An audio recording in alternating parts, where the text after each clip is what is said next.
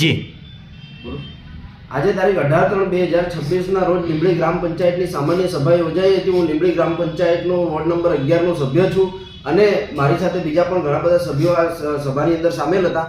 અમે સભ્યોએ તમામ સભ્યો ગ્રામ પંચાયતની અંદર રજૂઆત કરી છે કે સભ્યોની અવગણના કરવામાં આવે છે. સભ્યોની સાથે સભ્યોને કોઈ પણ વિકાસના કામોનું માહિતી આપવામાં આવતી નથી અને તેમને દરેક બાબતથી વંચિત રાખવામાં આવે છે.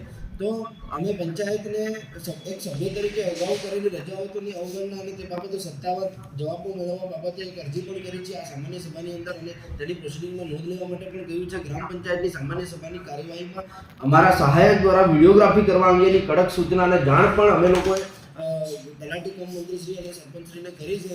અને લીંબડી ગ્રામ પંચાયતની અંદર મેં સાંભળ્યું છે કે મીડિયાને પણ મનાઈ હુકમ ફરમાવવામાં આવ્યો છે. મીડિયાના કોઈપણ પ્રકારનો વિડીયોગ્રાફી કરવા માટે મનાઈ હુકમ ફરમાવવામાં આવ્યો છે. તો અમને એવું લાગે છે કે દરેક મુદ્દાઓને ધ્યાને લઈ અને વહીવટી પારદર્શિતા જળવાઈ રહે તે માટે વિડીયોગ્રાફી કરવી જરૂરી છે. તો અમે અમારો મુદ્દો મૂક્યો હતો અને એમને મનાઈ હુકમ આપ્યો છે.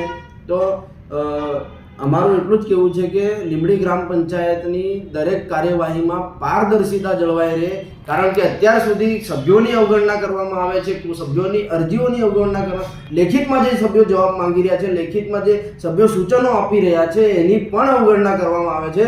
તો આ પંચાયત ધારા 1993ના નિયમો મુજબ અને તેની કાયદાની કલમો મુજબ બિલકુલ ગેરવ્યવહારિક વસ્તુ છે અને તે બાબતે યોગ્ય કાર્યવાહી કરવા માટે અમે લોકોએ આ બાબતે તાલુકા વિકાસ અધિકારી શ્રી અને જિલ્લા વિકાસ અધિકારી શ્રીને પણ રજૂઆત કરેલી છે.